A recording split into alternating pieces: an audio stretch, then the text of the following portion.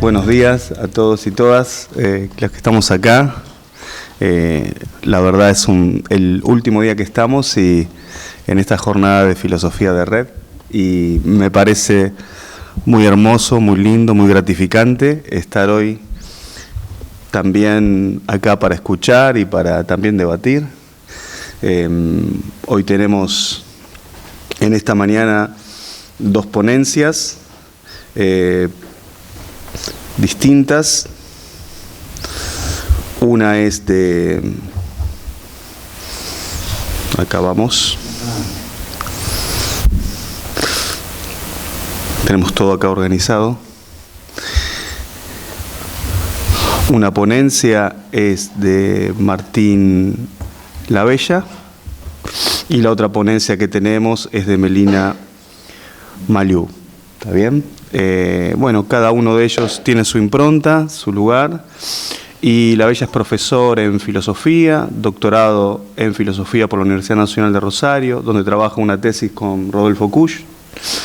Es profesor en la carrera de filosofía de la Universidad Nacional de Rosario, en la asignatura Introducción a las Humanidades, las Ciencias Sociales y las Artes y Problemática Filosófica. Es miembro del Centro de Estudios de Pensamiento Argentino, dirigido por Juan José Gianni, radicado en el Instituto de Investigación de la Facultad de Humanidades y Artes de la Universidad Nacional de Rosario.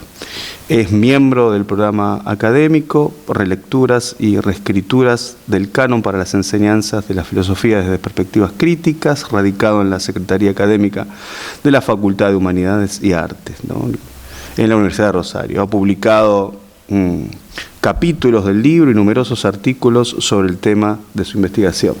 También tenemos a Melina Maliú, que es profesora también de filosofía, doctorada en educación por la Universidad Nacional de Rosario desde 2023, es directora de la Escuela de Filosofía de la Facultad de Humanidades y Artes de la Universidad Nacional de Rosario, es profesora adjunta a cargo de la formación docente en la carrera de profesorado en filosofía de esa facultad, en la asignatura Residencia en Filosofía y Currículum y Didáctica de la Filosofía, perteneciente a las carreras de profesorado y de licenciatura en Filosofía de la misma facultad. Desde 2021 dirige el programa académico Relecturas y Reescrituras del Canon para la Enseñanza de la Filosofía desde Perspectivas Críticas, radicado en la Secretaría Académica en la Facultad de Humanidades y Artes también de la Universidad de Rosario.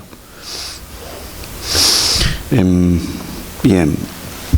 Es miembro del programa de ESI, radicado también en la Secretaría Académica de la Facultad de Humanidades y Artes, en la Universidad de Rosario también. Es miembro del Centro de Estudios de Pensamiento Argentino, dirigido por Juan José Gianni, y radicado también en el Instituto de Investigaciones de la Facultad de Humanidades y Artes, también de la misma universidad. Desde hace décadas forma parte de los proyectos de investigación radicados en el Instituto de Investigación Filológicas de la Universidad Nacional Autónoma de México, donde fue invitada recientemente a dictar un taller sobre relectura y reescritura para la enseñanza de la filosofía y a exponer en el tercer coloquio internacional Justicia del Otro, traducir, descolonizar, en el marco del cual está por publicar varios capítulos del libro. Bien, ellos nos van a estar incurriendo en diferentes temáticas. Martín nos va a estar en este eje Mesa 5, va a estar trayendo la ponencia titulada La noción de filosofía en la obra de Rodolfo Kusch. Y Melina Maliú también, su ponencia se titula Cultura, Democracia, ERSA, la asombrosa excursión de Zamba, algunos hitos en la formación ética y ciudadana en Argentina. Así que, bueno, el que quiera empezar, ahí estamos. Bueno, gracias, Cristian. Gracias a los organizadores de este evento, que creo que bueno, es muy importante e inaugural de algo que espero que continúe. Muchas gracias a Juan Gianni por habernos invitado a Martín y a mí, que ninguno de los dos somos miembros de las cátedras de pensamiento latinoamericano y argentino de la facultad nuestra, aunque sí somos miembros del Centro de Estudios. Bueno, muy agradecida por estar acá. el trabajo que traje surge de la tarea que yo hago en la formación de docentes de filosofía de la UNR. Comento muy brevemente, en la UNR recientemente hemos logrado, recién lo comentaba con Aldana, concretar la reforma de los planes de estudio tanto del profesorado como de la licenciatura, algo que nos debíamos desde hace décadas. Nuestro plan nuestro plan era 1 para las 2 carreras, bueno, y era del año 1985, así que bueno, se nos había demorado un poco la actualización, y entre tantos objetivos de esa reforma hay uno muy importante que tiene que ver con que en esta reescritura de los planes pudimos hacer que se plasme en la letra escrita de esos documentos lo que los docentes desde hace ya décadas verdaderamente hacen en las aulas, ¿no? Que por ser nuestro plan anterior tan viejo, bueno, no estaban apareciendo ahí cuestiones o perspectivas críticas como de género, de coloniales, que más allá de, digamos, que se trabajan verdaderamente en asignaturas que no son únicamente las asignaturas de pensamiento latinoamericano y argentino, sino que pudimos trabajar y ver que hay una transversalización de esas miradas, y bueno, y ahora lo podemos visualizar en los nuevos planes. Bueno, una cuestión más antes de comenzar. Me parece, en este trabajo que hago con los futuros graduados, profesores y profesoras de filosofía, que el espacio de formación ética y ciudadana en las escuelas secundarias, digamos, los graduados en filosofía, los del profesorado, tienen más que nada salida laboral en la docencia y en la docencia de nivel medio, y si bien siempre quieren enseñar la materia filosofía en Santa Fe por lo menos se dicta, sí, en la provincia de Santa Fe, en 5º año, poquitas horas, y lo que mayormente consiguen los graduados es, los profesores y las profesoras, son horas en las distintas variantes de esta formación ética y ciudadana. Entonces, si bien no somos los de filosofía, los docentes de filosofía, los únicos que tenemos competencia para dictar esa asignatura, sí, también la dictan graduados de diversas ciencias sociales, profesores de historia, etcétera. Bueno, me parece algo muy importante, y esa tarea la encargo con los estudiantes, bueno, tomar conocimiento de este espacio curricular específico y las peripecias, digamos, curriculares de ese espacio puntual, siempre vinculadas, por supuesto, al devenir del Estado nacional. Entonces, este trabajo se llama, como decía Cristian, Cultura Democrática, ERSA y la asombrosa excursión de Zamba, como 3 hitos, digamos, en la formación ciudadana en la Argentina. Entonces comienzo. El surgimiento y la consolidación en América Latina de los sistemas educativos, lo sabemos, estuvo desde sus inicios estrechamente ligada a la necesidad de garantizar cohesión de pensamiento, de representaciones, de hábitos sociales y de disciplinamiento de los cuerpos y de las subjetividades que posibilitaran gubernamentalidad. A lo largo de su historia y atravesada directamente por los vaivenes políticos, la escuela funcionó de modo alterno, tanto como herramienta de neutralización de conflictos como de continuación de la guerra por otros medios. Quiero decir, la escuela supo ser espacio de disputa por la apropiación de memorias, algunas veces restituyendo sentidos obturados, silenciados, otras produciendo enunciados eminentemente políticos, pero con pretensiones de imparcialidad. Si hay desde el inicio de la escuela argentina un espacio curricular donde esas tensiones se ponen en juego de manera muy contundente, es este espacio, ¿no? El de las cívicas o las formaciones ciudadanas.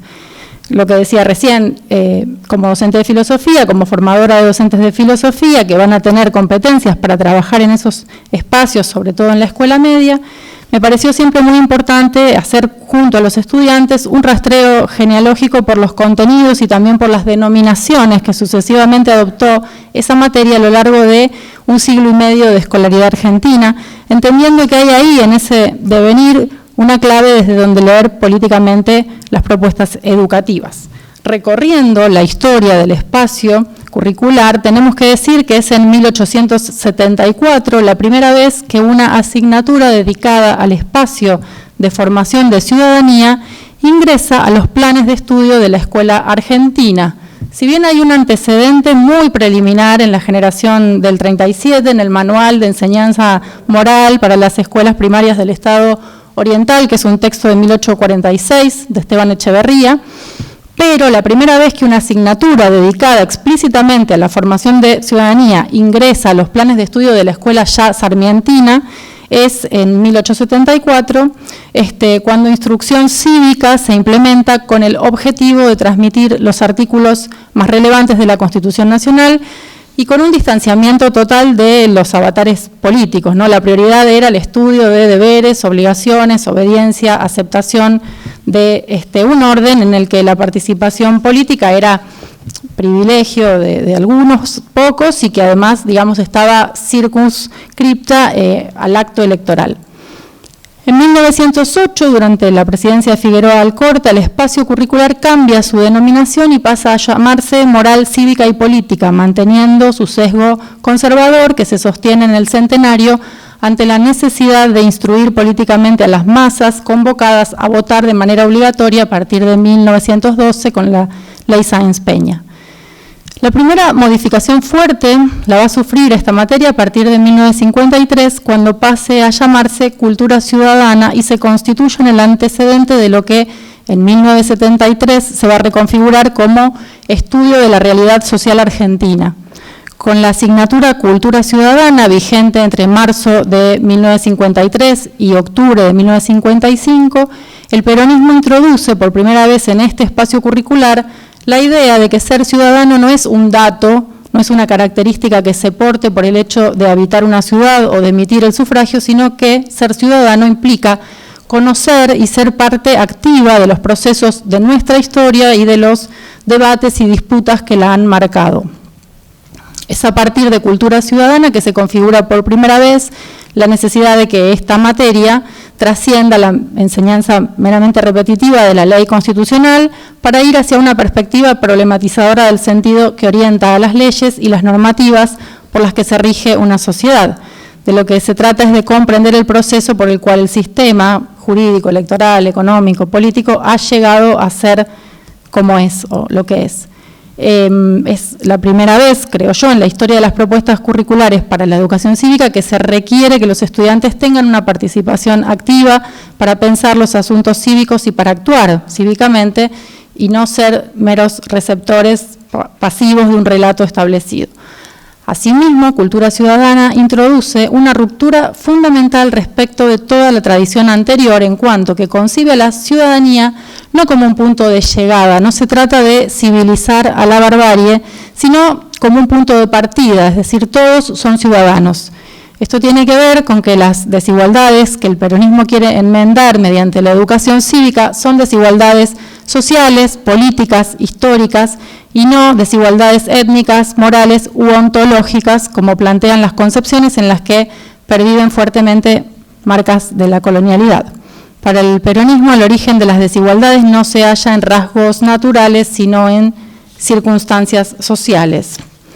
Los cursos de Cultura Ciudadana se organizaban en 3 tramos correspondientes a los primeros años del nivel secundario, ciclo básico del nivel medio, Sociedad Argentina, Economía Argentina, Política Argentina, ¿no? Entonces, según el decreto 4870 del 53, cito, cada uno de los programas responde a uno de los nuevos postulados fundamentales del preámbulo de la Constitución justicialista y el estudio de los 3 habrá de conducir a la más adecuada comprensión de la doctrina en la que la Constitución se inspira. Fin de la cita. O sea, la materia traducía el ideal de construir una nación socialmente justa, económicamente libre, políticamente soberana, como sostenía la Constitución aprobada recientemente.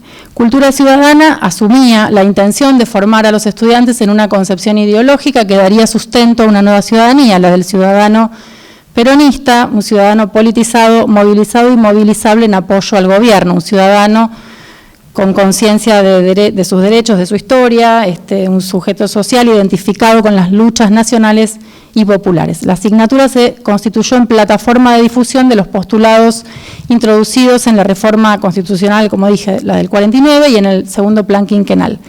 Entre sus primeras medidas, el gobierno de facto que asumió en 1955 borró esta materia del currículum escolar, al tiempo que también, persiguió a los docentes que la habían dictado y a los autores que habían escrito los libros de texto escolares. Educación democrática pasó a ser la nueva asignatura, el nuevo nombre que adquiere la asignatura, desde desde donde se va a materializar el propósito de desperonizar al país. Su programa se aprobó mediante el decreto 7625 del 30 de diciembre del 55, se implementó durante la gestión ministerial de Carlos Adrogué, especialista en Derecho Constitucional, quien había participado personalmente en la redacción de los contenidos. En los considerandos del decreto se afirmaba, en referencia a la materia anterior, a Cultura Ciudadana, lo siguiente, cito, que la difusión de las doctrinas totalitarias y el ejercicio arbitrario y despótico del poder altera el concepto de las verdaderas relaciones entre la libertad del individuo y la autoridad del Estado y promueve en la conciencia nacional una peligrosa predisposición a la tolerancia de sus excesos, empobreciendo el valor de las virtudes republicanas que sostienen la vigencia de una auténtica democracia. Fin de la cita. La astucia de la nueva propuesta, creo, consistió en organizarse en torno a la categoría de democracia, o sea, partir del axioma de que lo anterior fue una dictadura, ¿no? En 1973, a partir del retorno del peronismo al poder, se vuelve a reformular la materia. Emilio Fermín Miñone, que en ese momento era rector de la Universidad Nacional de Luján, va a ser el autor de algunos de los libros de texto para trabajar la nueva materia en las aulas. Comenta que se le consultó a Perón sobre el carácter que debía imprimírsele a la nueva propuesta y que el propio Perón dijo que no se debía, volvió adoctrinante que había tenido Cultura Ciudadana, y dice Miñone, cito, sonriente y agudo, el general agregó, con Cultura Ciudadana se formaron los muchachos que aplaudieron la revolución del 55, con Educación Democrática se formó la juventud peronista de estos últimos años. Fin de la cita. El ministerio de Jorge Alberto Tayana denominó Estudio de la Realidad Social Argentina, ERSA, a la nueva materia que fue aprobada por resolución ministerial 368 en el 73. Este documento no establecía todavía un programa oficial, pero daba orientaciones en sus anexos. El anexo 1 fijaba objetivos destinados a fomentar el diálogo y la participación, a alcanzar acciones solidarias y a lograr un conocimiento de la realidad del país lo suficientemente crítico y fundamentado. El anexo 2 proponía indicaciones para el profesor según 3 categorías de actividades: tarea informativa, discusiones grupales, investigación de la realidad socioeconómica y participación activa y trabajo cooperativo. El anexo 3 establecía pautas y contenidos mínimos divididos en 3 bloques para cada año: trabajo y discusión grupal para la construcción de marcos teóricos, investigación exploratoria de la realidad socioeconómica cultural argentina, participación docente y estudiantil en acciones solidarias. El 27 de marzo de 1974, ya bajo la presidencia de Perón, se aprobó la resolución ministerial 1329 que establecía ahora sí los programas de ERSA para los 3 años del ciclo básico. En ellos se postulaba que, cito, el curso completo de ERSA ha sido estructurado siguiendo el eje rector soberanía o dependencia, que es la finalidad última de cada uno de los cursos, y el sustento de los objetivos generales de la asignatura. Estos contenidos se ponían ahora en manos de los mismos docentes que habían dictado Educación Democrática. Tanto los contenidos como los objetivos de la propuesta se encuadraban en, la teoría de la dependencia, en la pedagogía de la liberación de Paulo Freire. Los objetivos se orientaban a promover la conciencia, la participación de los jóvenes en su realidad nacional, crear conciencia de la necesidad de integración latinoamericana, concebir la participación ciudadana como una praxis no restringida al ejercicio del sufragio, sino conformando una compleja red de relaciones sociales solidarias, y considerando a los partidos políticos por primera vez como los canales de participación ciudadana y formadores de la representación política. En cuanto a los abordajes metodológicos, los manuales de ERSA apuntaban a que los estudiantes pudieran pensar alternativas, pensar contrafácticamente, ¿no? Alternativas históricas. Algunas consignas, por ejemplo, planteaban: ¿crees que durante la etapa de la economía primaria exportadora pudo haberse desarrollado otra política económica destinada a evitar el desequilibrio regional y lograr un desenvolvimiento integrado, o esto que somos fue lo único posible, ¿no?, para nosotros? O, por ejemplo, ¿el desarrollo económico puede ser dirigido por la voluntad humana o está supeditado a circunstancias geográficas, climáticas e internacionales determinantes? O sea, se ponía en cuestión una filosofía de la historia totalizante, totalizadora, y se habilitaba, en cambio, la pregunta respecto de cómo llegamos a ser esto que somos. Se introducía el señalamiento respecto de que fue así, pero pudo haber sido de otro modo, y lo más importante, podría ser o puede ser de otro modo. La propuesta de ERSA fue, creo yo, tan potente como breve. Ese espacio existió desde mayo del 73 hasta marzo del 76. Contrasta fuertemente con tantos manuales escolares de formación ética y ciudadana que han circulado posteriormente y que incluso aún circulan por las aulas. Me refiero a libros de texto escolares que dejaron de ser escritos por docentes intelectuales de la talla de, bueno, Emilio Mignone o de un Carlos Cullen, por ejemplo, sino, me refiero sobre todo a la década de los 90, cuando los textos para el aula comenzaron a ser escritos por equipos técnicos al servicio del mercado editorial, en los que, en esos textos, ¿no?, ha predominado una idea lavada de ciudadanía, una idea lavada de democracia, una democracia conceptual, formal, una concepción de la sociedad como un cuerpo homogéneo, ¿no?, sin conflictos, donde desaparece la noción de sujeto político y se la sustituye por la noción o categoría de persona. Desaparecen también nociones como poder, justicia social, y cobran en cambio centralidad nociones como norma, valor, ¿no?, los valores universales, el bien, la paz, el amor, la vida. Bueno, finalmente, quisiera hacer una mención muy breve al caso de la asombrosa excursión de Zamba. Los que tienen hijos chiquitos, capaz que, todavía sí, la conozcan. Sí, seguramente la conocen. La serie de dibujos animados educativos surgida de una iniciativa de políticas educativas públicas tendientes a incrementar el presupuesto nacional invertido en educación a partir de la sanción en 2006 de la Ley de Educación Nacional 26.206. Zamba, realizado por la productora El Perro en la Luna, se estrenó a través del canal Paca Paca en mayo del 2010. Surgió en un escenario de lucha política. En 2009 recordarán los debates en torno a la sanción de la Ley de Servicios de Comunicación Audiovisual, la 26.522, y sus efectos en la reorganización del Sistema Nacional de Medios. Esta serie se pensó como un producto cultural a distribuirse en todas las escuelas públicas del país y a retransmitirse por los canales Encuentro y, por la TV pública, contando incluso con un espacio propio como fue Tecnópolis. La propuesta estuvo destinada a alumnos, en este caso de nivel primario. Tuvo como protagonista un niño apodado Zamba, que asiste a una escuela pública en Formosa, en su Formosa natal. A partir de distintas excursiones que realiza con su maestra y sus compañeros de grado, Zamba viaja mágicamente por distintos acontecimientos de la historia argentina, interactuando con próceres, con personajes, simbólicos en la construcción de la identidad nacional, narrando hechos nodales en la configuración de la ciudadanía argentina. En la introducción de cada capítulo se nos presenta a Zamba como un niño que llega tarde a la escuela, que ama el chipá, que suele transgredir las normas, como por ejemplo los carteles de no tocar en los museos. Son rasgos que dan cuenta de qué tipo de subjetividad infantil impulsa este dibujo animado, ¿no? En contraposición al usual centralismo porteño de los medios, Zamba pone en escena una diversidad posible de identidades infantiles.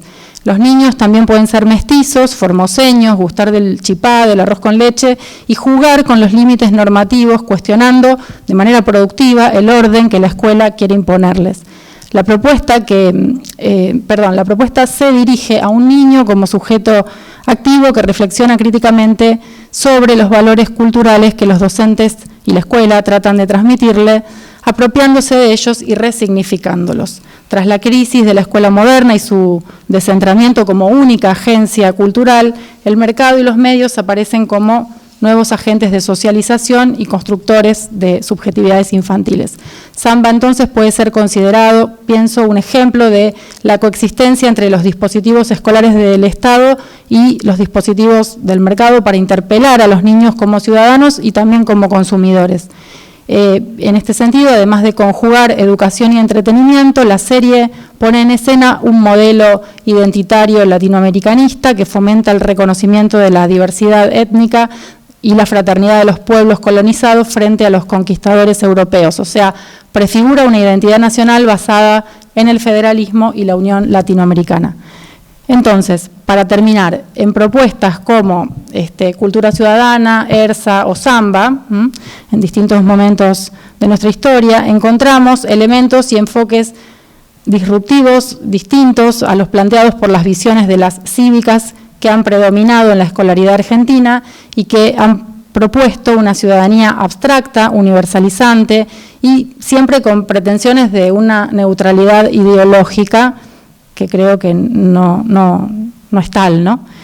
Bueno, en cambio, estas propuestas constituyen visiones, podemos decir, contrahegemónicas, que se animaron a discutir algunos de los supuestos fundantes de la educación cívica escolar. Todas comparten un enfoque situado que piensa a la ciudadanía arraigada en prácticas regionales, territoriales y soberanas. Bueno, era eso. Muchas gracias.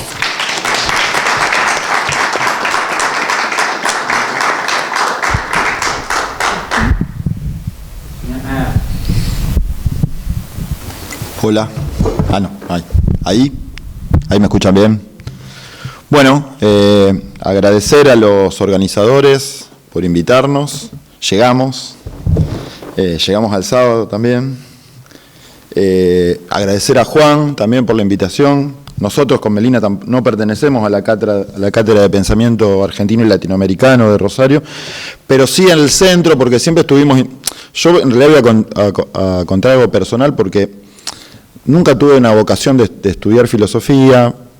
Entré ya grande a la universidad por distintos motivos biográficos que no vienen al caso. Y me pasó algo, digamos, porque lo quería hablar porque justo esta semana en Rosario murió Juan Ritbo, que fue un profesor, digamos, bastante característico para todos los que estudiamos filosofía en Rosario. Y Juan Ritbo en su clase un día tenían una revista, dice, ¿por qué no van a la presentación? Y se me ocurrió ir, era enfrente de la facultad y en el Centre Catalá, en la calle Entre Ríos. Y ahí Juan Ritbo, cuando presenta la revista, habla de la reciente aparición de restos pampeanos de Horacio González. Entonces, yo iba a tercer año, hacía poco tránsito de filosofía. Y cuando salgo de la presentación, compro el libro. Había hecho un comentario elogioso, tampoco había analizado el libro, nada. Lo había dado como un ejemplo. Entonces me pongo a leer Restos Pampeanos con la dificultad que tenía, con mis propias carencias, y ese es mi vínculo con el pensamiento argentino, porque yo dije, esto sí tengo vocación de hacer. Obviamente nunca lo hice, nunca llegué a ese nivel, pero siempre lo tuve. Por eso ayer hablaban tanto de la idea de resto, como lo que nosotros hacemos, de hurgar entre restos y juntarlos, porque un poco también es esta ponencia, ¿no?, que yo traigo. Que en realidad la finalidad que tiene esta ponencia, dice, la noción de filosofía es un término bastante presuntuoso. En realidad son algunos apuntes que yo tomé leyendo la obra de Kusch, de cuando él opina de cómo es la filosofía y cómo debería ser. Un poco sería eso. Digo, cada vez que habla de filosofía va diciendo en distintas obras esto. Y voy a hacer mención también que hay en algunos momentos algunos análisis filosóficos complejos que yo los voy a obviar porque si no vamos a estar como por ejemplo cuando habla de Heidegger, cuando habla de Carlos Astrada, y al final cuando habla de antropología filosófica. Vamos a saltear las cosas densas, las vamos a tomar como resumido, como para que podamos ver que... Porque ayer alguien decía también que estaba la cuestión de que hay un cierto heideggerianismo en Kusch.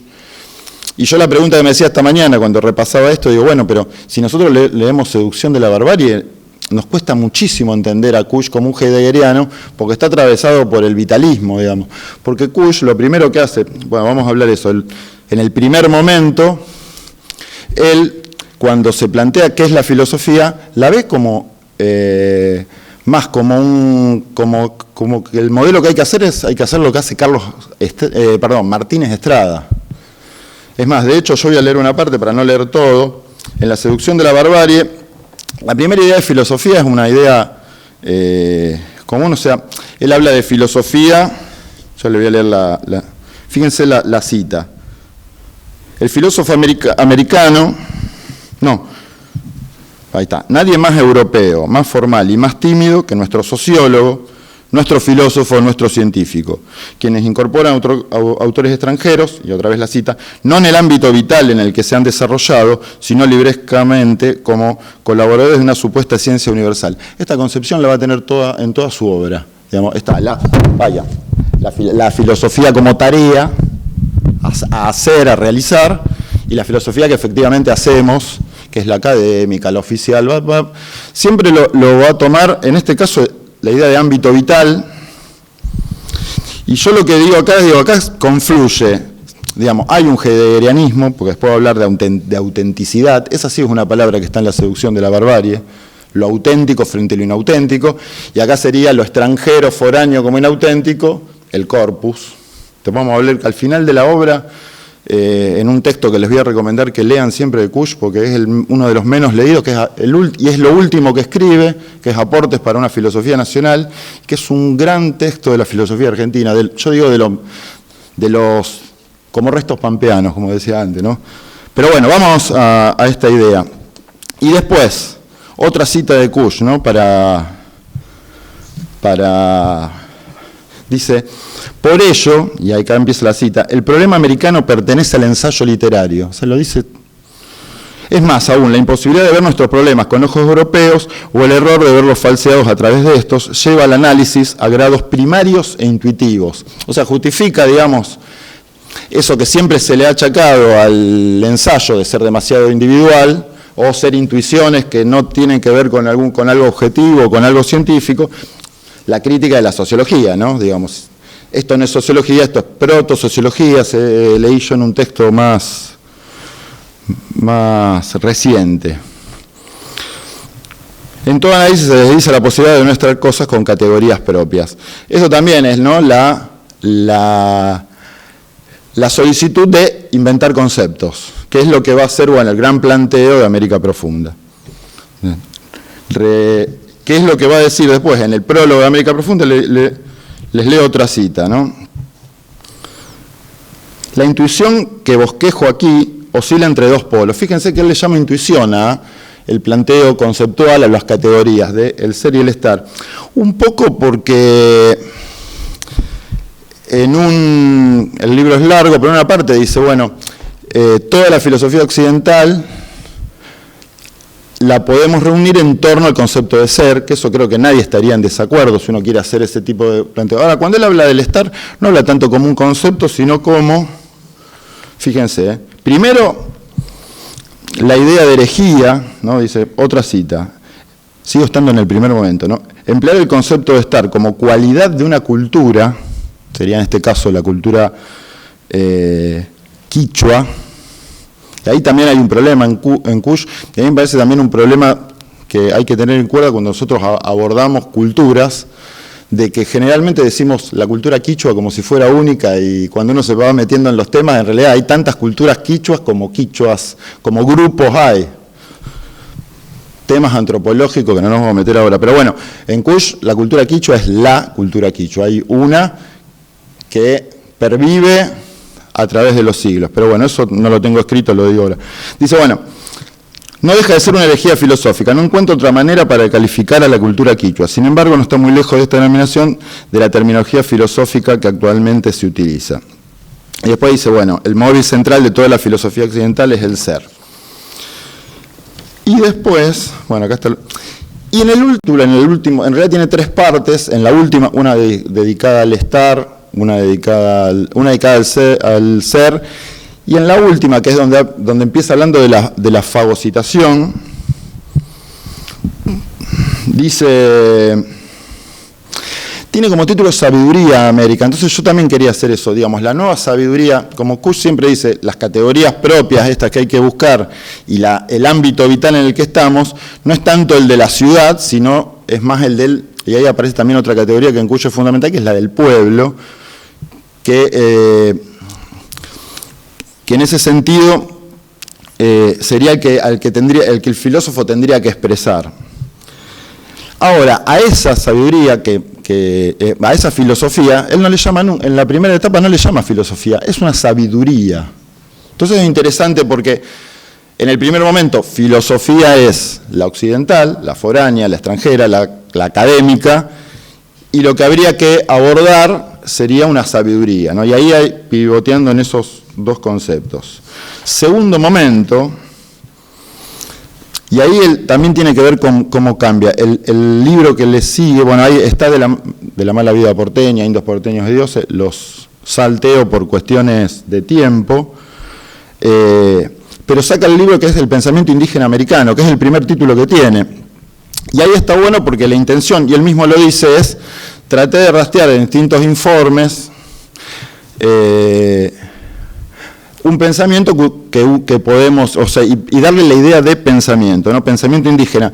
Lo interesante es que este libro, que sale en el 70, y que son distintos escritos a lo largo de los 60, posteriores a América Profunda, algo importante también de decir de América Profunda, cuando él cita cómo hizo el libro, habla de los viajes. Siempre tengamos en cuenta, porque ayer se habló del filósofo profesional, del filósofo como profesión. Es un problema en Kusch la profesión, porque nunca fue un filósofo profesional, fue 3 años. O sea, 3 años perteneció a la Universidad Argentina, en la Universidad de Salta, como todos conocen. Y después siempre fue profesor secundario. Y todo su contacto con el altiplano él lo hacía de turista, digamos, ¿no? Viajaba. Y también es interesante, yo quiero hablar después cuando lleguemos a la última época, porque la última época siempre está esa idea de Kusch como el que va a buscar la esencia, y siempre las condiciones materiales en que Kusch se radica en Maimará son condiciones de extrema necesidad económica. O sea, alguien que pierde el trabajo, que viene a Buenos Aires, que no encuentra en el año 76 el Buenos Aires que había dejado 3 años antes, que vende un departamento y se termina instalando en Maimará, no para buscar una esencia, sino porque era el lugar que tenía hijos chicos. Y después siempre la famosa estanciera de la que se habla, era porque era un comisionista, llevaba cosas. Yo una vez leí un artículo, ahora no me acuerdo el nombre, de un antropólogo acá que le criticaba que el famoso caso de la bomba de agua, donde habla que lleva, era porque él llevaba como un comisionista, pero él en realidad no vendía la bomba, sino que llevaba, porque era una bomba de agua, lo que le cuestionaban era que tenía una bomba y no sabe de bombas, o sea... no me puedo acordar el nombre del antropólogo, es un profesor de antropología acá de la UBA que le criticaba la cuestión de que no era una bomba hidráulica, la bomba hidráulica no hacía el trabajo ese que iba a saber, pero en realidad era alguien que, volviendo al filósofo profesional, ¿no? Es alguien que está haciendo de comisionista, que era un poco el trabajo que tenía ahí en Maimará. Bueno, vamos al pensamiento argentino.